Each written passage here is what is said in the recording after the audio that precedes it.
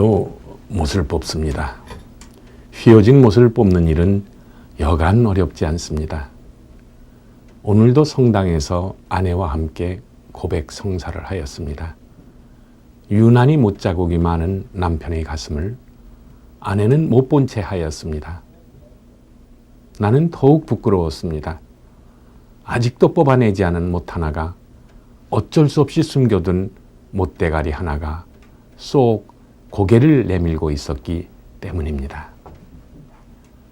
어떻습니까? 저는 아침에 일어나면 꼭 목욕탕에를 가곤 합니다. 맑은 물에 몸의 때를 씻고 또 좀 더 맑은 몸과 정신을 갖기 위해서 가는데요. 목욕탕 탕 속에 들어 앉아서 읊조리는 것이 하나 있습니다. 그것이 바로 지금 제가 짧게 암송한 못에 관한 명상이라는 시의 첫 시인 고백성사라고는 시입니다. 왜 이 시를 제가 스스로 조용히 눈을 감고 낭송을 해보느냐 하면은 몸의 때만 씻는 것이 중요한 것이 아니라 사실은 제 마음의 때, 마음에 박힌 못을 어떻게 하면은 좀 이렇게 뽑아낼 수 있을 것인가, 즉 몸의 때와 함께 마음의 때를 씻어낼 수 있을 것인가 라는 뜻에서 이 시를 두세 차례 이렇게 암송을 해보는 겁니다. 그러노라면 몸속에 들어있던 모든 많은 못들이 이렇게 하나씩 빠져나가는 듯한 그런 느낌을 갖고 목욕을 마치고 나면은 맑은 정신을 이렇게 느끼게 되곤 하는 것입니다. 한편의 시, 그것이 우리들에게 주는 것은 저는 바로 그런 정신의 정화작용이 아닌가, 영혼의 정화작용이 아닌가, 이런 생각을 해보는 것이죠. 그래서 아침에 일어나서 몸을 씻고 세수를 하고 하면서 동시에 정신을 씻고 마음을, 영혼을 맑게 하는 작업으로부터 시작하는 것이 저희 하루의 일과가 되곤 했습니다. 저는 그렇게 생각합니다.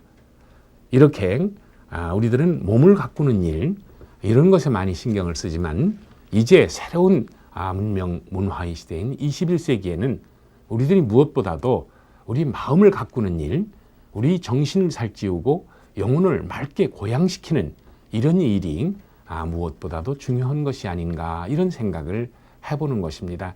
그럴 때 우리 영혼을 씻어주는, 우리 영혼을 고양시켜주는 가장 중요한, 가장 어떤 기묘한 방법이 바로 시를 읽고 시를 써보는 일이 아닌가, 저는 그렇게 생각을 하는 것입니다.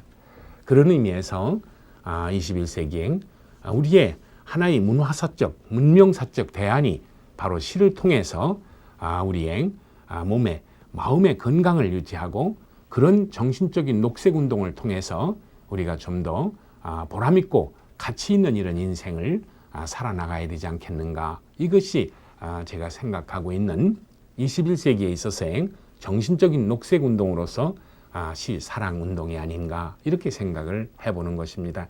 그런 점에서 어떻게 우리가 시와 좀 더 가까이 다가갈 수 있고 시를 내 삶의 한가운데로 또 함께 할 수 있을 것인가 하는 것이 아주 중요한 그런 화두가 아닌가, 이렇게 생각을 해보는 것이지요. 여러분께서는 세상에서 가장 소중한 단어 하나, 가장 중요한 단어를 하나 좀 들어보라 하면은 어떤 단어를 들으시겠습니까? 어떤 사람이 그렇게 물으니 어떤 사람은 돈이다 이렇게 말하는 분도 있고, 또 어떤 분들은 아니다, 밥이다 이렇게 말하는 사람도 있고, 또 어떤 사람은 사랑이다, 권력이다, 명예다, 이렇게 여러 가지를 말씀하시는 분도 있고, 또 어떤 분은 자유다 또는 평등이다, 이런 주장을 하는 분들도 있더라고요. 여러분 어떻게 생각하십니까? 저는 그것이 바로 뭐냐면은 세상에서 가장 소중한 첫 단어, 그리고 마지막 단어, 그 소중한 단어가 바로 나가 아닌가. 내가 이 세상에 없으면 이 세상은 무효가 아닌가. 바로 이 점에서 시의 시작은 바로 나로부터 시작이 되는 것이다, 이렇게 생각을 해보는 것입니다.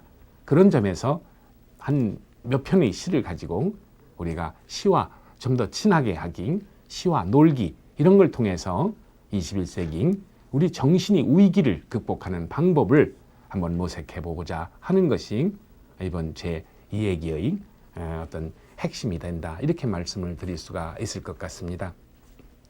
시란 무엇인가? 라고 한다면 한마디로 말하면 나를 표현하는 것이다. 내 마음을 이렇게 표현해서 내 자신이 정신의 카타르시스, 영혼의 정화 이걸 얻으려고 하는 것이 가장 기본적이고 궁극적인 목표가 아닌가 저는 그렇게 생각을 합니다. 그런데 우리들이 시를 생각하면 누구나가 말할 것 없이 너무 거창하게 생각하는 것이 문제점이 아닌가 저는 그런 생각을 하곤 합니다.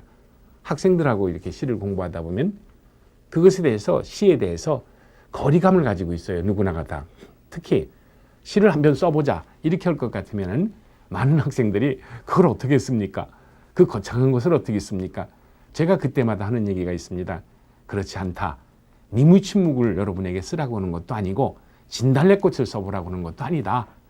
또는 빼앗긴 들에도 봄은 오는가 이렇게 거창하게 생각하면은 시는 우리들로부터 점점 더 멀어져 가는 것이다. 그런 얘기를 저는 합니다. 그랬더니 학생들이 그럼 어떻게 시를 누릴 수가 있고 시를 또 써볼 수가 있습니까? 이런 얘기를 해서 딱 한 줄로 쓰면 되는 것이다. 저는 그런 얘기를 꺼내곤 합니다. 어떤 시인이 시에 보니까 딱 한 줄로 시를 썼습니다. 결국 나의 천적은 나였던 것이다.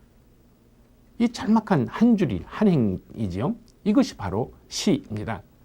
조병화 시인의 천적이라는 시인데 저는 시라고 그러는 것은 근본 정신이 뭐냐면 자유라고 생각합니다. 주제에 있어서 내용에 있어서 자유도 중요하지만 형식에 있어서 그 어떤 표현에 있어서도 자유다. 자유가 핵심이다. 이렇게 생각을 하는 것입니다. 그렇습니다. 2줄, 3줄, 10줄 이렇게 꼭 그 어떤 구속을 어떤 멍해를 지고서 시를 쓸 필요가 없고 시를 생각할 필요가 없다는 겁니다. 내가 깨닫는 딱 하나의 화두, 깨침 요걸 그대로 표현하면 그것이 시다라는 겁니다. 여러분들 그런 말씀 아까 드렸죠? 세상에서 제일 소중한 단어가 바로 뭐냐? 그게 나라고 하는 한 단어다라는 얘기인 겁니다. 나에서 시작돼서 무수한 너, 아버지라든가 어머니라든가 형제라든가 친구라든가 아내라든가 애인이라든가 이런 무수한 너를 거쳐서 다시 나에게로 돌아오는 그것이 바로 우리들의 인생이 아니겠습니까? 이 나를 표현하는 거, 나를 노래하는 거 이것이 바로 시의 시작이다. 그렇게 말한다면 결국 인생은 나와의 싸움이 아니겠는가 이렇게 말씀드릴 수 있지 않겠습니까? 내가 나를 이해시키고 내가 나를 설득시키고 내가 나를 용서하면 인생이라고 하는 것은 그다지 어려운 것도 그다지 절망스러운 것도 고통스러운 것도 아니다라고 생각하는 겁니다. 바로 내가 이겨야 될 대상은 밖에 있는 것이 아니라 내 안에 있다. 바로 내 자신이다. 라고 하는 그런 여러 가지 내용을 조병화 시인은 딱 한 줄로 그렇게 표현한 겁니다. 결국은 나의 천적은 나였던 것이다. 어떻습니까? 우리 한번 같이 암송해 보시겠습니까? 결국 나의 천적은 나였던 것이다. 한 줄로 써도 긴 겁니다. 어떻게 보면 이 한 줄 속에는 한 시인이 한 인간이 평생 고통과 절망과 고뇌와 번민과 기쁨과 슬픔 모든 것을 겪은 내용 그걸 이겨온 삶의 역정이 고스란히 담겨 있다. 이렇게 말해도 아마 과언이 아닐 것입니다. 바로 그겁니다. 시라고 하는 건 뭐냐? 삶에 대한 깨침을 노래하는 것이다. 깨달음을 짧은 형식으로 노래하는 것이다. 그렇기 때문에 한 줄로서 내가 깨친 거, 내 삶을 표현하면 그것이 시가 되는 것이다. 어떻습니까? 여러분 시 한 편 벌써 외우지 않으셨습니까? 한번 함께 해보시죠. 결국 나의 천적은 나였던 것이다. 그렇게 생각해 보니까 두려움이 없어지지 않습니까? 내가 극복해야 될, 내가 이겨야 될 사람은 바로 전 겁니다. 적이 바깥에 있는 것이 아니라 내가 나의 가장 가까운 친구면서 내가 또 나에게 동시에 극복해야 될 가장 큰 적이다. 그 내용을 이렇게 조병화 시인은 한 줄로 노래했던 것입니다. 벌써 한 편 외우셨지 않습니까? 그럼 이제 두 줄로 한번 넘어가 보죠. 그런 시가 있네요.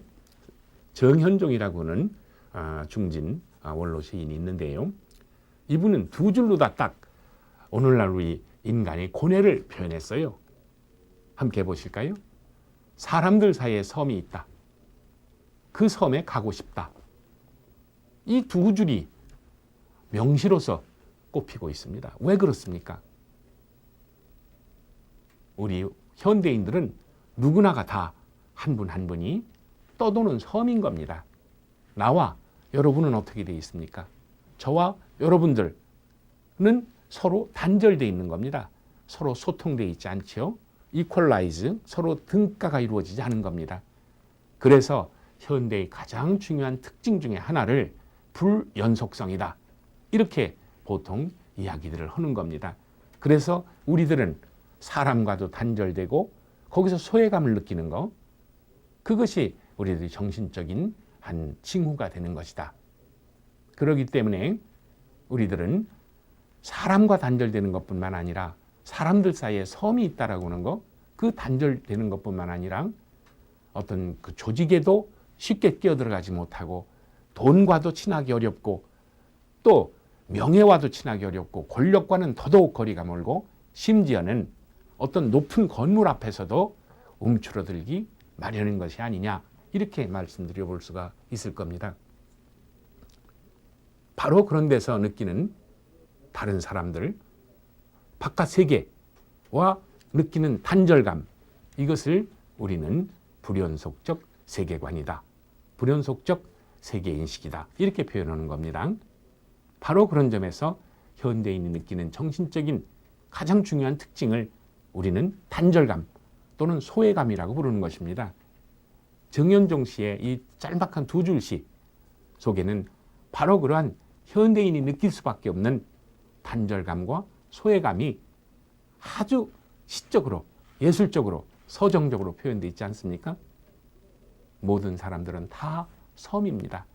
외롭게 떠 있는 인간의 바다에 외롭게 떠 있는 하나의 섬인 것이죠. 그래서 서로를 그리워하지만 그것은 물로 둘러싸여져 있습니다. 단절되어 있다는 뜻이죠. 거리가 있다는 뜻입니다. 바로 그 거리감과 단절감, 소외감을 서로 소외시키는 겁니다. 정현종 시인은 사람들 사이에 섬이 있다. 그러나 그 섬에 가고 싶다라는 말은 바로 너와 하나가 되고 싶다. 너와 친해지고 싶다. 그렇게 함으로써 나와 네가 서로 하나가 돼서 서로 사랑하면서 서로 따뜻하게 이렇게 살고 싶다. 살자라고는 그런 이야기를 요 단 두 줄을 통해서 표현하고 있는 겁니다. 어떻습니까? 금방 이어지죠? 사람들 사이에 섬이 있다. 그 섬에 가고 싶다. 아마 못 외우시는 분이 없을 겁니다. 우리가 시를 너무 어렵게 생각하면 한없이 어려운 겁니다. 그건 나와 인연이 없는 거다. 거리가 있는 것이다. 교과서 속에나 있는 것이고 그것은 시인이라고 부르는 약간 좀 이상한 이런 사람들이나 주로 하는 것이다. 이렇게 해서 점점 담을 쌓게 되고 많은 것이 아니냐. 그러나 그런 것이 아니죠. 그러고 보니까 너무 내 가까이 있던 거 아닙니까? 어떻습니까? 여러분 친구와도 서로 단절을 느낄 때 많죠? 부모님들 서로 소외된 감정을 가질 때가 많습니다. 바로 그런 점에서 단절과 소외감, 이것을 정현종 시인은 섬으로 표상하면서 그 섬에 가고 싶다라고 노래함으로써 현대인들의 내면 속에 감추어져 있는 단절감 그리고 소외감을 극복함으로써 서로 사랑하며 살고 싶다는 거, 그런 말하자면은 정신적인 사랑의 갈망 또는 친화의 그런 욕구를 이렇게 잘 표현한 것입니다. 어떻습니까? 여러분들이 단절감을 느끼고 있는 친구에게 또는 사람들에게 손을 내밀어서 악수해서 하나가 됨으로써 그 섬과 섬이 하나로 연결될 수 있는 이런 사회를 만드는 것, 그것이 바로 우리 현대를 제대로 그런 소외나 단절감 없이 살아갈 수 있는 하나의 비결이고 정신적인 방법이 되지 않겠습니까? 그러면은 또 한번 생각해 보시지요. 그럼 세 줄짜리는 없을 것인가? 라는 얘기인 겁니다. 그렇습니다. 세 줄로도 얼마든지 표현할 수 있는 겁니다. 우리 전통적인 문학 장르에서 여러분들 시조를 공부하시지 않으셨습니까? 시조 한 수, 두 수 못 외우는 분이 없으실 겁니다. 바로 그겁니다. 인간이 감정을 아주 쉽게 표현하는 거, 짧게 표현하는 양식 중에 가장 전통적인 방식이 바로 시조입니다. 초장, 중장, 종장. 이 몸이 죽어지고 100번 고쳐주고 넋이라도 있고 없고 님 향한 일편단심이야 가실 줄이 이시랴 라고 하는 그 세 말, 서론, 본론, 결론을 제시하는 양식이 바로 삼행인 겁니다. 요즘 어떤 시인이 시에 이런 시가 있더라고요. 너에게 묻는다라고는 시입니다. 그 세 줄로 되어 있는데 첫 줄이 이겁니다. 연탄재 함부로 발로 차지 마라. 둘째 줄은 딱 한 단어입니다. 너는. 세 번째 줄, 누구에게 한 번이라도 뜨거운 사람이었느냐. 요 세 줄이 바로 시인 겁니다. 한번 생각해 보십시오. 내가 연탄재가 돼서 추운 사람들, 어두운 사람들에게 열이 되고 불빛이 되어진 적이 과연 있었는가 하는 것 말입니다. 그렇게 해서 내가 연탄재가 되어서 저 산동네, 흔히 말하는 달동네, 그 필탈길 언덕 위에 그 제대로 불도 떼지 못하는 또는 그 어두운 그런 곳에 내가 하나의 연탄이 되어서 그 참 어렵게 사는 분들의 내 몸을 태워서 그분들에게 구들장을 데워주고 그렇게 해서 따뜻히 온 몸을, 마음을 녹일 수가 있고 또 아침이면 밥을 지어서 국을 끓여서 물을 데워서 그렇게 해서 밥을 먹고 일터로 배움터로 그 삶터로 나가게 하는 연탄 한 장 말입니다. 그것은 우리가 말로는 자비니 사랑이 실천이니 그 어떤 것보다도 몸을 태워서 우리들에게 헌신하는 겁니다. 바로 그겁니다. 다른 게 아닙니다. 신은 사랑을 표현하는 겁니다.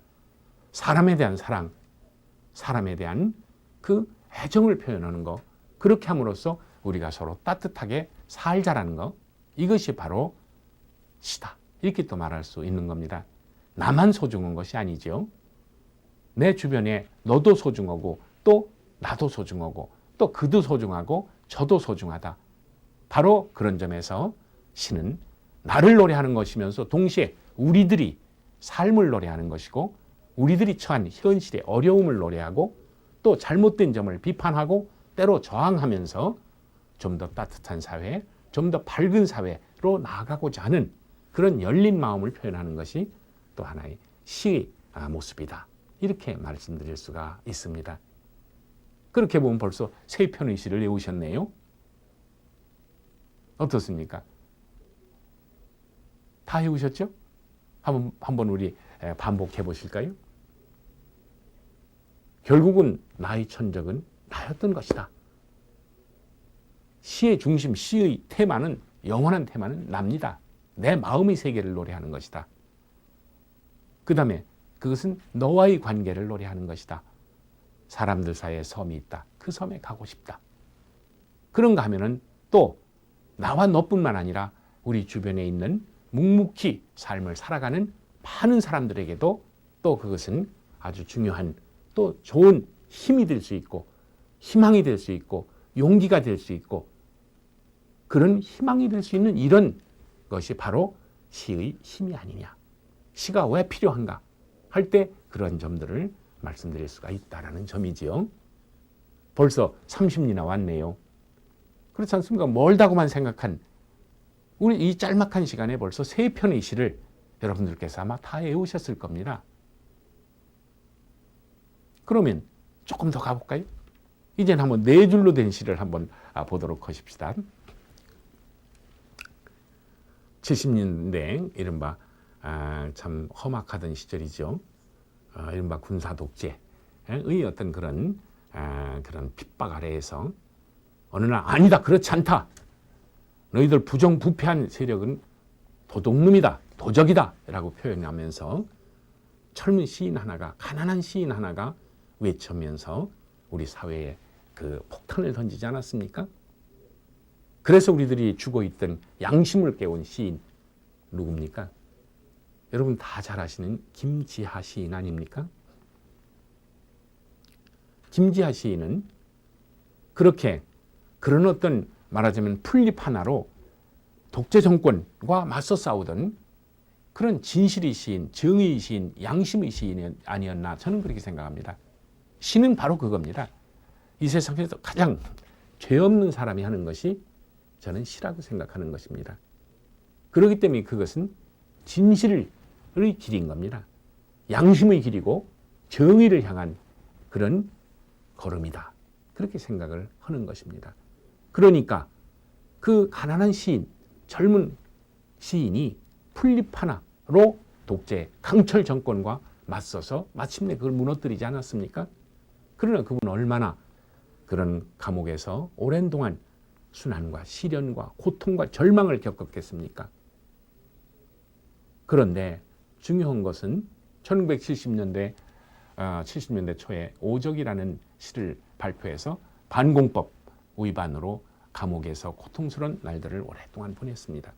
그런데 그분이 20대가 가고 30대가 가고 40대가 되고 이제 인생에 대해서 많이 알게 된 많은 우여곡절을 겪은 다음에 94년에 또 아주 그 좋은 시를 썼어요. 그게 뭐냐? 중심의 괴로움이라는 시집 속에 이런 시가 한 편 들어있더라고요. 4줄짜리입니다. 벚꽃 지는 걸 보니 푸른 소리 좋아. 푸른 소리 좋아하다 보니 벚꽃마저 좋아. 불과 4줄짜리 시입니다. 저는 언젠가 그 시를 시집 속에서 읽고 나서 쾌재를 불렀습니다. 아, 그렇구나. 우리가 60년대, 70년대 그 군사정권과 맞서서 그런 어떤 굶주리고 외롭고 상처받은 사람들이 영혼을 지키기 위해서 신동엽이라는 시인이 그런 시를 썼죠. 한라에서 백두까지 향그러운 흙가슴만 남고 모든 쇠붙이는 가라, 가라, 가라, 가라 이렇게 외쳤습니다.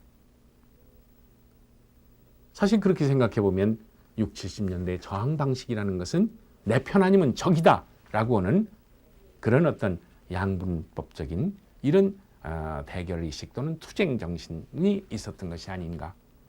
나는 알맹이고 너는 껍데기다 라고 이렇게 규정짐으로써 모든 쇠붙이가 다 가면 어떻게 되겠습니까?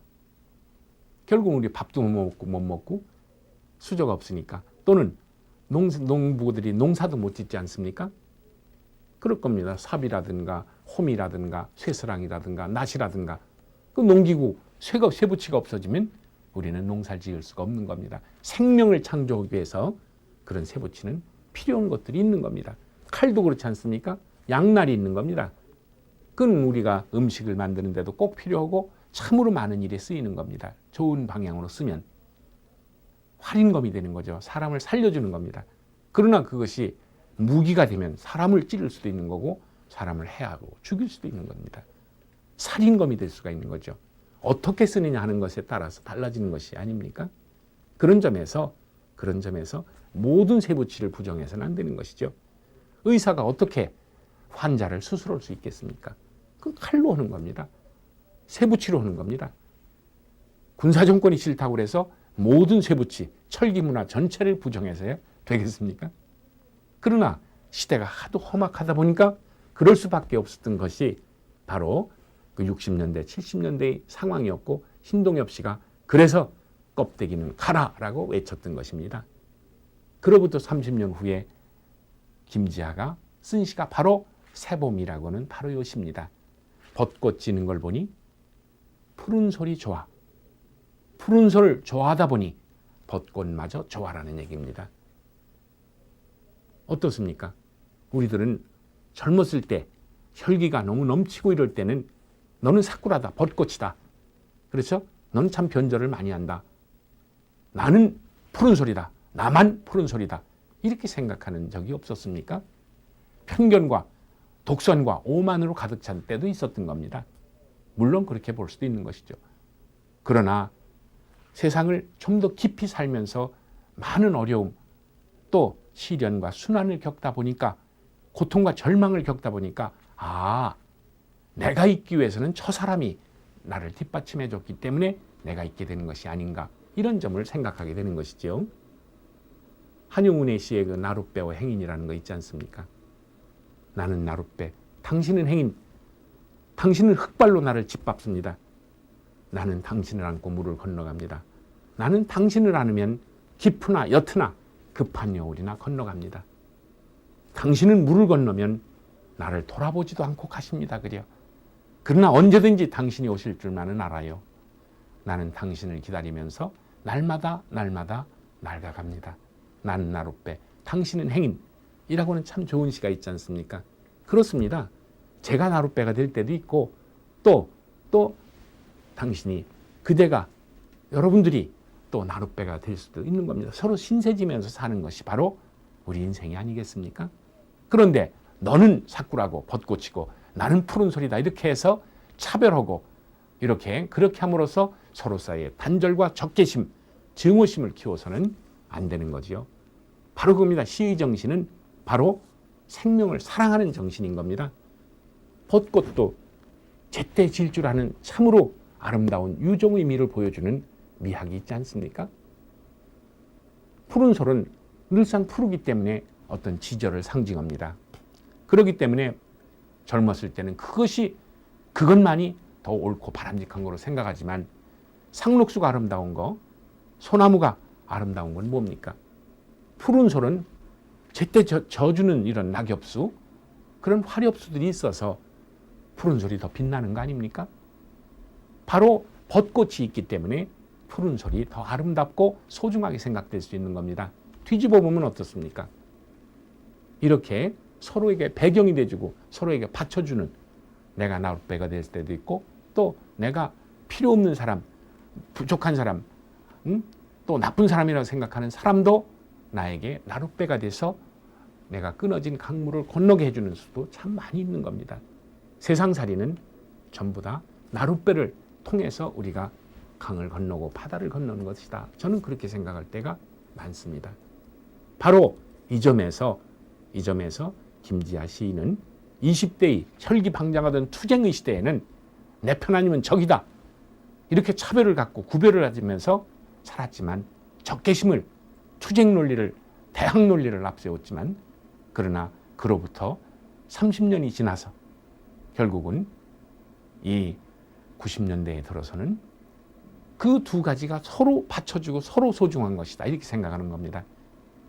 여러분, 그 절에 가면은 이런 형상이 있죠. 뭡니까? 부처님 형상이 있습니다. 이게 무엇인가? 여러 가지로 해석할 수 있습니다만 저는 그렇게 생각합니다. 이것은, 앞으로 되어 있는 것은 너입니다. 당신입니다. 그대입니다. 이것은 누구냐? 납니다. 접니다. 이게 무엇이냐? 그러면 왜 이렇게 하고 있느냐? 그 얘기를 하면은 항상 그러더라고요. 돈 내놔라든가 한 푼 줍쇼, 이런 식으로 농담하는 사람이 있는데 저는 그렇게 생각지 않습니다. 뭐냐? 이거는 당신이 가지고 있는 고통, 절망, 아픔, 슬픔, 이걸 모두 나에게 주십시오. 그럼 내 몸의 변압기를 통해서 제 것으로 만들겠습니다. 마찬가지로 제가 가지고 있는 슬픔, 아픔, 고통, 절망을 역시 그대가 이해해주고 그걸 좀 사랑해 주십시오 라고 하는 그런 몸짓이 바로 이런 형상이 아니냐. 말 바꾸면 너는 나다, 나는 너다 라고 하는 불교식 표현으로 차타불이 너는 나다 사상인 겁니다. 너와 내가 둘이 아니다, 하나다 라고 하는 생각, 이것이 바로 제 한 몸에 내가 있고 내가 있는 겁니다. 그러니까 당신이 아프면 내가 아픈 겁니다. 옆에 아픈 사람이 있으면 나도 뭔가 마음이 안 되지 않았습니까? 마음이 아프죠. 제가 아플 때는 또 다른 사람도 아픈 것 같이 느낄 때가 있는 겁니다. 바로 그겁니다. 민족이 병들어 있고 민중이 병들어 있어 아파요. 그건 그 사람들이 것이 아니라 그건 바로 내 고통이고 바로 내 절망이다, 이렇게 인식을 합니다. 그렇기 때문에 한용운 선생이 백담사에서 불경을 공부하고 불도를 닦다가 나만을 위한 길이 아니고 그렇게 굶주리고 나라 뺏겨서 절망하는 수많은 고통받는 영혼들이 있는데 내가 절집에 앉아가지고 이렇게 편안하게 책이나 읽고 목탁만 쳐서 되겠느냐? 민중 속으로, 우리 민족의 가슴 속으로 나아가자 해서 서울로 와가지고 우리가 잘 알다시피 3.1운동을 앞장쓴 것이 아닙니까? 바로 너희 고통이 나의 고통이다. 민족의 고통, 민중의 고통이 나의 고통이고 절망이다. 라고 하는 그런 정신을 통해서 내가 바로 너다. 내가 바로 나다. 라고 하는 자타불이 사상을 표현한 겁니다. 그런 점에서 김지아 시인은 그 화두가 생명인데 그 생명이 내 생명만 소중하고 너희 생명은 별거 아니다가 아니라 서로 생명을 존중하고 생명을 사랑하는, 서로 살려주는 바로 그런 살림, 그것을 우리는 상생의 철학이라고 그러는 겁니다. 생각해보면 그렇지 않습니까? 벚꽃이 아름답다 느낄 때가 없습니까? 또 푸른 소리 참 귀하구나, 그 지절이 참으로 바람직하구나, 이렇게 생각하는 겁니다. 그러나 중요한 것은 그 두 가지가 서로 어울려서 있을 때 세상이 더 아름다워지고 더 풍요로워질 수 있다는 거. 그렇지 않습니까? 우리가 한쪽 눈만 가지고 세상을 보면 비뚤어질 수 있습니다. 두 눈을 가지고 세상을 바라보게 될 때 더 잘 볼 수 있는 거고, 새도 한쪽만 있어서는 안 되는 겁니다. 오른쪽 날개만 가지고 아무리 열심히 쳐야 제대로 날 수 없는 거죠. 왼쪽 날개가 함께 나를 때, 그럴 때 우리가 새도 올바른 그런 어떤 비상을 할 수 있는 것입니다. 바로 이런 점에서 서로의 생명을 존중하고 그것을 기리고 그것을 살려나가는 이런 생각의 체계를 우리가 상생의 철학이다, 이렇게 불러볼 때 김지아 시인이 오랜 고통 속에서, 오랜 절망 속에서, 오랜 투쟁 속에서 꽃피워낸 것이 바로 생명의 사상이고 상생의 철학이다, 이렇게 불러볼 때 그런 큰 철학 체계를 이렇게 뭉뚱그려서 4줄짜리 시로 표현한 겁니다. 지금 중학교 교과서 1학년 교과서 탁 펼치면 제일 앞에 그게 나옵니다. 그렇게 함으로써 이기심으로 가득 찬 나만 아는 이런 오늘의 풍조에 너도 네가 있기에 내가 있고 내가 소중하니까 너도 소중하다, 이런 생각을 우리 어린이들, 젊은이들, 우리 모두가 함께 가질 그런 어떤 당위성이 있는 거라고 저는 생각을 합니다. 그렇게 보면 김지아 시인이 추구한 것은 투쟁이다 또는 저항이다, 이것이 아닌 것이죠. 투사고 저항 시인이 아닌 겁니다. 그 투사, 저항, 이것은 무엇이냐면 참 생명을 꽃피우기 위한, 서로 사랑하면서 행복하게 평화롭게 살고자 하는, 살려주고자 하는 이런 생각, 이것을 이루기 위해서 잘못된 불의한 세력에 대해서 저항하고 투쟁한 것이지, 그분이 무슨 싸움꾼입니까? 바로 이러한 생명사상, 상생의 철학을 그 4줄짜리 속에 담을 수 있지 않습니까? 그러니까 시가 아무리 만행이 되고 천행이 되고 백행이 되고 별로 의미가 없는 거라고 저는 생각합니다. 이렇게 그 한 사람이 생애가 한 줄에 실리는가 하면 서로 사랑하면서 살한다, 또 그래야만 된다라고는 생명사상, 상생의 철학도 단 4줄로 벚꽃과 푸른 소를 통해서 표현하는 이것이 바로 시다, 이렇게 생각해 볼 수가 있겠군요. 어느새 그러고 보니까 40리를 왔네요. 4편의 시 외우셨죠? 그럼 한번 5줄짜리로 한번 넘어가 봅시다. 기왕 시작한 거. 사실 그렇지 않습니까? 제가 가끔 학생들이나 이런 특강을 하러 갈 때는 내 얘기를 들어주시는 고마운 분들에게 사과라도 하나씩 갖다 주면 어떨까? 그렇게 생각을 할 때가 있지만 사과는 먹어치우면 그 자리에서 그만입니다. 그러나 한 줄의 시, 한 편의 시, 이것은 평생을 힘을 주고 용기를 주고 위안을 주고 희망을 심어줄 수 있는 그런 것이 아닌가. 썩지 않는 과일, 썩지 않는 향기를 지닌 과일, 이것이 바로 한 편의 시가 아니냐. 저는 그렇게 생각해서 항상 시를 준비해 가가지고 짧은 시간이라도 단 한 줄, 단 2줄짜리 시 2-3편이라도 함께 이야기하고 오는 경우가 많습니다. 5줄로 한번 넘어가 보실까요? 고은 시인 아시죠? 우리 시대에 또 참으로 참 중요한 그런 시인, 아마 다 잘 아실 겁니다. 그분이십니다. 짤막한 그 꽃이라는 시인데요. 내려갈 때 보았네, 올라갈 때 보지 못한 그 꽃, 이렇게 5줄입니다. 그러나 실제로는 긴 산문의 한 센텐스도 되지 않지 않습니까? 어떻습니까? 내려갈 때 보았네. 올라갈 때 보지 못한 그 꽃. 아마 40대, 50대 되시는 이런 분들은 금방 그 뜻이 다가오는 게 있을 겁니다.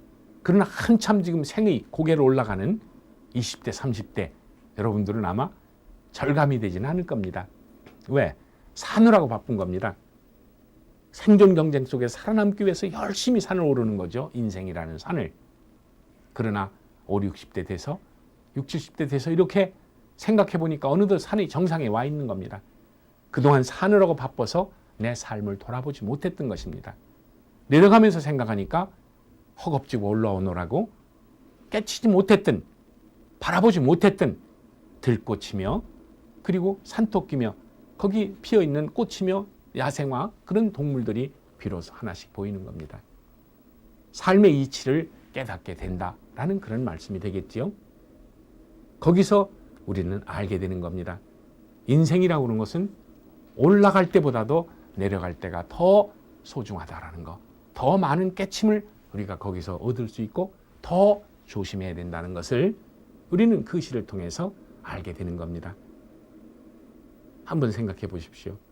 인생이라는 것은 오르내림이 평생 반복되는 거 아닙니까? 올라갈 때 우리가 살펴볼 수도 있는 것이지만 그건 어려운 일입니다. 대체로 힘이 들기 때문에.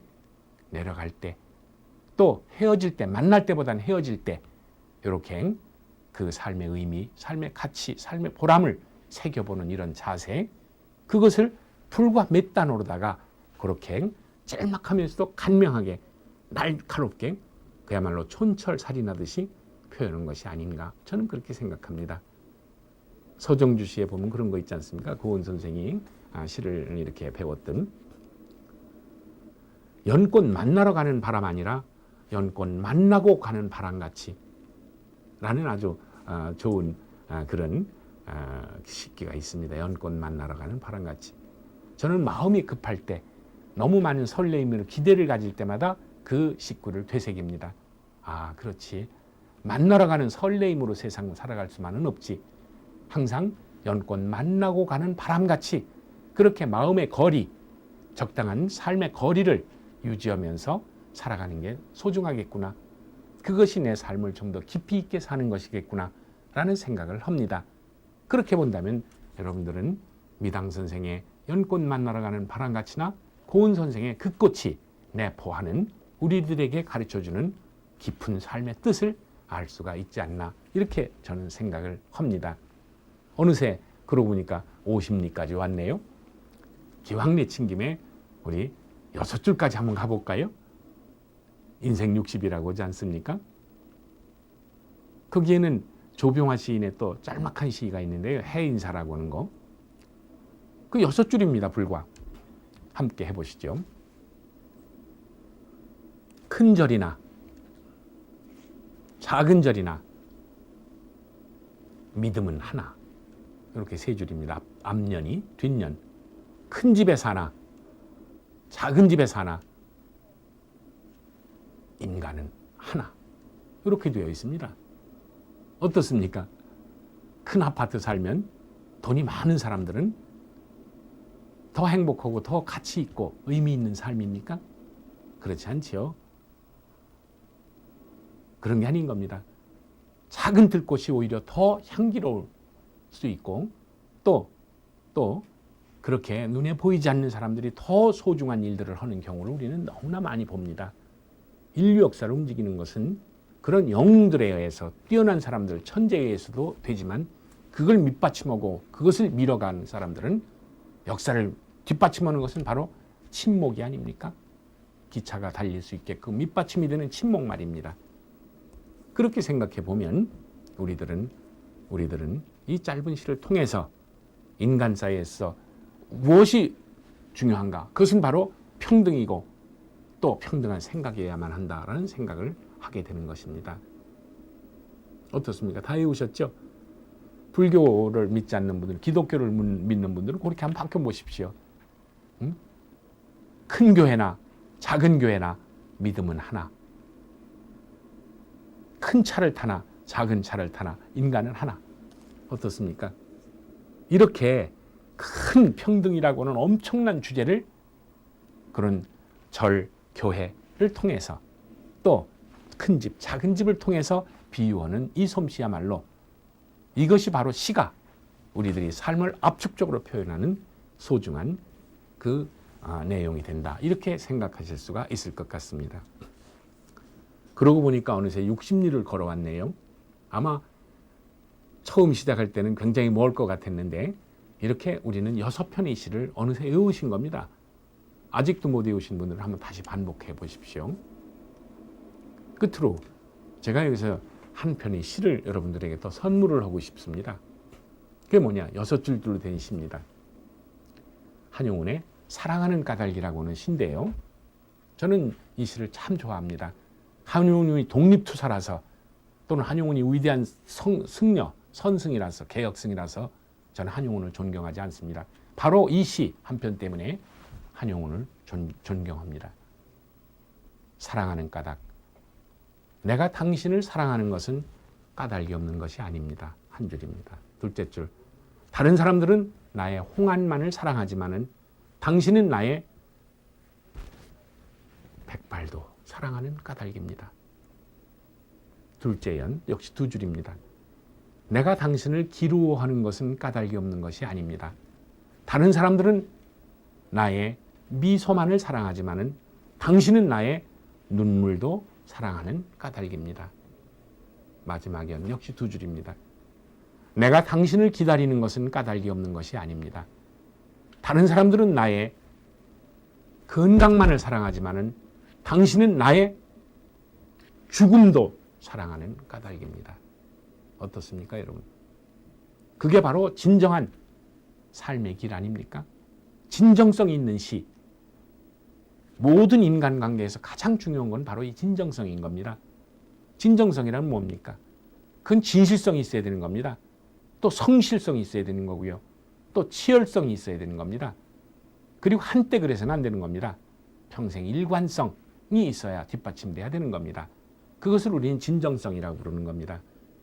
한용운 선생은 바로 진정성 있는 인간, 진정성 있는 시, 그것을 우리들에게 가르쳐 주신 거라고 저는 생각합니다.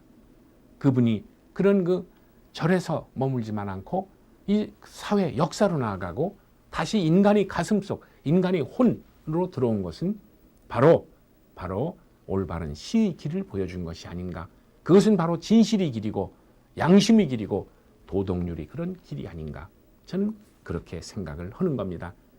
나에서 시작돼서 무수한 너를 함께 살아가면서 거쳐서 마침내 다시 나로 돌아오는 그런 어떤 깨달음의 과정, 그런 발견의 과정, 그렇게 함으로써 나를 새롭게 만들어가는 과정, 나를 창조적으로 삼고 살고 또 그렇게 함으로써 나를 좀 더 새롭게 살고 그렇게 함으로써 내가 세상에 끌려가는 것이 아니라 내가 세상을 끌고 가는 내 삶을 끌고 가는 이런 주체적인 삶, 능동적인 삶, 주인이 되는 삶, 그것을 바로 시는 우리들에게 가르쳐주는 것이고 그런 점에서 시는 다른 것이 아닌 것이죠. 그것은 책 속에 시집 속에 숨어 있는 것이 아닙니다. 그것은 바로 찢어내야 되는 겁니다. 그렇게 함으로써 내 삶의 한가운데로 우리 삶의 주변으로 내 영혼 속에서 그것이 펄떡펄떡 살아서 우리들에게 다가올 때 우리는 시를 향해 올 수 있고 그것이 진정 시에게로 가는 길이 아닌가. 저는 그렇게 생각을 하는 것입니다. 한편의 시, 그것은 내 삶을 변화시킬 수도 있고 내 삶에 용기를 줄 수도 있고 내 삶에 희망을 발견시켜 줄 수 있는 그런 정신의 힘, 그리고 나아가서 내 영혼을 맑게 고양시켜 줄 수 있는, 정화시켜 줄 수 있는 그러한 말하자면 정신이 영원한 에너지가 아닌가. 21세기 우리는 바로 이런 복잡다기한 삶 속에서 그런 단절과 소외 속에서 이렇게 한 편의 시, 한 줄의 시를 내 마음의 시로 간직함으로써 그런 어떤 단절과 소외를 극복하고 좀 더 중심이 잡힌 삶, 좀 더 어떤 무게와 깊이가 있는 삶, 좀 더 창조적이고 자유로운 개성이 있는 삶, 평화로운 사랑의 길로 나아가는 그런 삶을 살고자 하는 것이 바로 시고 시를 통해서 우리가 얻을 수 있는 삶의 지혜가 아닌가 저는 그렇게 생각을 합니다. 감사합니다.